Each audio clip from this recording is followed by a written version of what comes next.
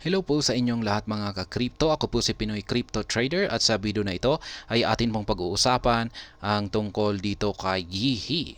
Yan. Siya po ay isang empleyado dito kay Binance platform kung saan ay naglabas po siya ng pahayag tungkol sa bagong labas or kumakalat na FUD. Ayan. Ang FUD ay tinatawag po itong fear, uncertainty, and doubt. At ibig sabihin ay hindi po ito magandang isa itong impormasyon na kumakalat na hindi totoo or fake news lamang. Kaya yan atin pong alamin kung ano ang sinabi dito ni Yehe. Ayan, bago po tayo magpatuloy ay nais ko po munang bigyang linaw ang aking disclaimer kung saan ang nilalaman po ng video na ito ay hindi po ito isang financial advice. For education and information purposes lamang po ang layunin nito. Maliban po dito ay nais ko na rin pong magbigay babala na wala pong kahit anumang group chat ang Pinoy Crypto Trader. Ayan. Sabi dito ay Binance co-founder Yeehy, who is also a major shareholder of company, breaks silence on recent regulatory scrutiny and aggressive alarmism of some media outlets. Ayan. Co-founder po pala siya. Yan, ng Binance. Kaya mataas po ang kanyang posisyon dito. At maliban dito ay isa na rin po siya sa mga major shareholder ng Binance mismo. At ayan, yung nag-break silence, ibig sabihin ay hindi po niya napigilan yung kanyang pananahimik dahil sa nagaganap na yan, yung regulatory scrutiny ngayon. Kaya ayan, aggressive alarmism of some media outlets. Ayan, yung paglabas ng mga yan nakakaalarma na mga balita tungkol sa nagaganap ngayon na issue dito kay Binance. Kaya ayan po siya, si Yeehy. Ayan, co-founder ng Binance. So, ayan, sabi dito, Yeehy addressed the latest resignations, regulatory scrutiny, and media criticism in her letter to company employees. Ayan, kasi yung mga nakalipas na balita natin na nangyayari dito kay Binance. Ito po yung Binance US ay marami pong nag-resign dito. At yung mga nag-resign dito ay kabilang na ang mga top executives, yung mga matataas ang kanilang mga posisyon. At maliban dyan ay syempre marami na rin sa mga regular na mga empleyado ang natanggal sa kanilang trabaho. Kaya yan, in general, she highlighted that what Binance is going through now is not new for the platform and its top management. Yan. Ang sabi ni Yeehy, yung nangyayari daw ngayon kay Binance ay hindi raw po ito bago. Ayan, na pangyayari sa kanilang platform at maging sa kanilang mga top management. And kasi yung mga nangyari ngayon lamang kasi na ilabas yung mga resignations na ganito ay marami. Dito nagkaroon ng parang issue. Yan, maraming mga media, yan yung mga naglalabas ng balita na yung kanilang naging pananaw rito ay hindi maganda, negative. Ayan. Malamang ay talagang inilabas lamang ito kasi dahil nga sa kinaharap ngayon ni Binance na kaso ni Binance US.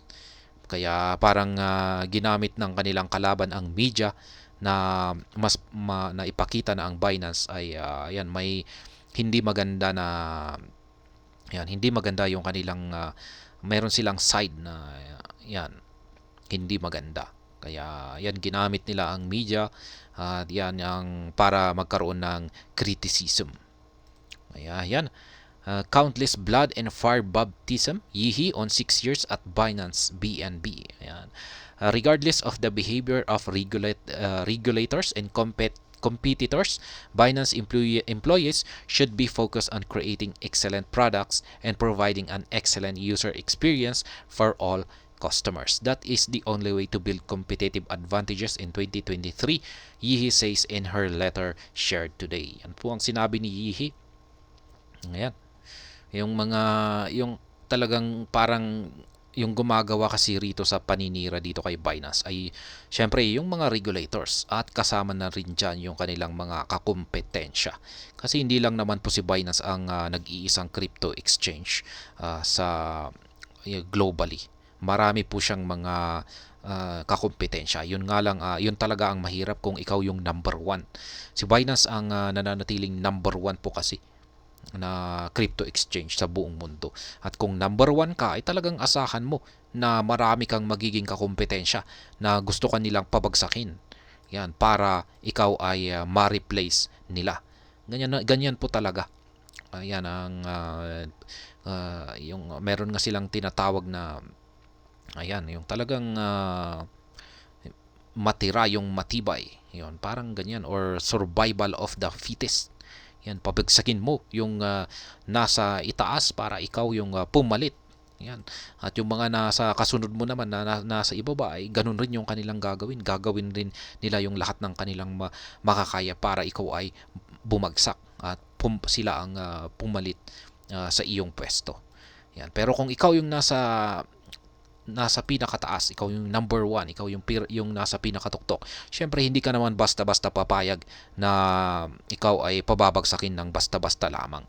Yan, syempre ikaw ay lalaban at yan, ikaw ay yung pwesto mo ay talagang hahawakan mo yan at iyong ipaglalaban.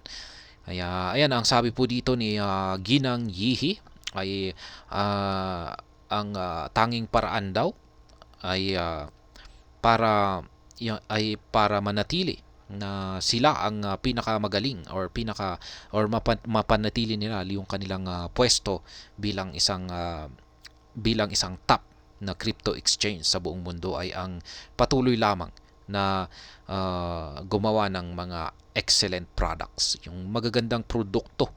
Ayan, at saka mag-provide sila ng excellent user experience. Yan yung magiging maganda yung kanilang platform na talagang yung mga users ay talagang magugustuhan nila ito at kanilang gagamitin. Yan. Kaya yung mga users po nila dito ay mga traders. Karamihan ay mga traders at mga investors. Ayan. Kasi isang trading platform ito. Ayan. Mga investors ay dito sila bumibili. Ayan, bumibili kasi mas mura. Ayan, mas makakamura kay Binance kasi mura yung kanilang transaction fee. Yung mga traders naman ay maganda yung kanilang platform dahil mabilis. Ayan, maganda na rin yung kanilang liquidity. Kaya, ayan, improve user experience. Kaya, ayan ang sinabi ni Ginang Yihi dito. Ayan, ang habi po ng kanyang letter dito. This is original. She decided to write this letter regarding increased regulatory pressure and aggressive marketing from some competitors. Yesterday, Wall Street Journal published another anti-long read. Yihi highlighted that almost all Binance competitors can enjoy far more relaxed compliance, KYC or AML, proof of reserves, and other requirements. Also, the status of the largest exchange in the world affects the platform's efficiency. Ayan nga, ganyan po talaga. This is why the exchange has been the target of countless blood and fire baptism. Ayan, yun po yung sinabi niya. Naging target daw po si Binance ng countless blood and fire baptism. Medyo malalim po ito. To cope with these attacks, employees should react on all challenges with logics, not with emotions. Added. Ayan. Dahil sa kanilang sa pag-atake dito kay Binance ay yung mga empleyado nila ay kailangan po nilang magkaroon ng reaksyon na sa pamamagitan ng logic. Yan, logic po yung sa utak. Yan, gagamitan po nila ng utak at hindi po sa emosyon. Yan po ang sinabi ni Ginang Yihi at totoo po yan. Kasi kung pag magpapadala ka sa iyong emosyon, yan, bababa ang iyong intelligence. Yan, yung kung pag nagpadala ka sa iyong emotion ay hindi mo gaano magagamit yung iyong yung talino. Yan, kaya yan ang sabi ni Ginang Yihi. Huwag tayong magpapadala sa ating emosyon at gamitin talaga natin yung ating logical thinking. Yan. In its strategy, Binance should be focused on making excellent and resource-efficient products and providing excellent services to every single customer. Ayan. Yan na rin po yung sinabi niya kanina na magfo-focus na po lamang po sila sa kanilang produkto at saka serbisyo. Yan, para sa kanilang mga customers. 2019 battles more challenging for Binance co-founder says. Yan. Also, Yeehee compared the ongoing situation with the crypto recession of 2019. She recalled that back then, Binance was not delivering the majority of its ongoing products. It lacked a fiat gateway, Binance P2P, Binance Futures, and so on. But even then, Binance managed to become a leader and turn the tables in the segment. Ayan. Sabi niya rito ay parang naging ganito na rin yung pinagdaanan ni Binance noon.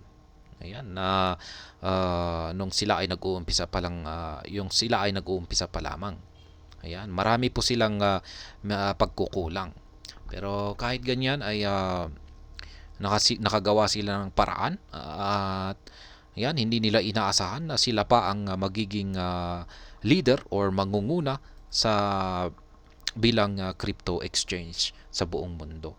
Ayan. At the same time, Binance won countless time and has to win yet again, the co-founder says. Ayan. As covered by you today previously, Binance is going through a legal battle with the US SEC. Also, it faces charges from US DOJ over sanctions evasion. Ayan. Ito po yung bago.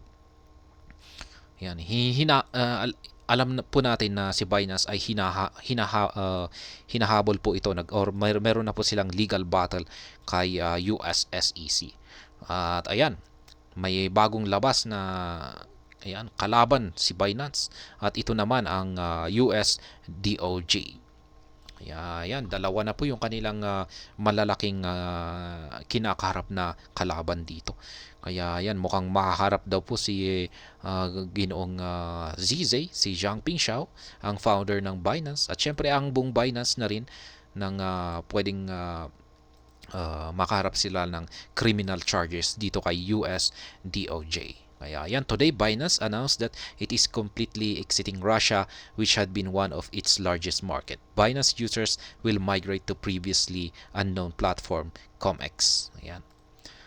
Umalis na po ang Binance sa bansang Russia. Ayan.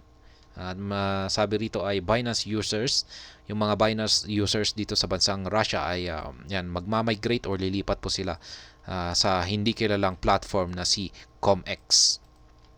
Ayan. Yan ang tungkol dito sa balitang ito.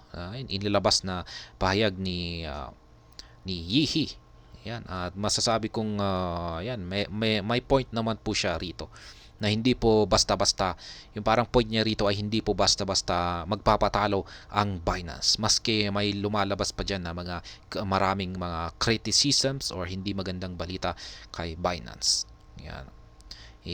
Pagpapatuloy lamang daw po nila ito at yung kanilang focus ay mananatili pa rin sa na mag-provide ng magandang produkto at mga serbisyo sa kanilang mga clients or users or customers. At ayan, hanggang dito na lamang po tayo sa video na ito. Sana po ay inyong nagustuhan ang aking paliwanag dito. Kung inyo po itong nagustuhan ay pakiclick lamang po ang like button nito. Para naman po sa mga bago lamang dito, kayo po ay aking inaanyayahan para mag-subscribe. Pakiclick na rin po ang bell icon nito dahil ito po ang siyang magsisilbing notification nito sa mga bago kong videos na akin pong ina-upload sa aking YouTube channel na ito. Marami pong salamat sa panonood. Ingat po tayo lagi at God bless po sa ating lahat.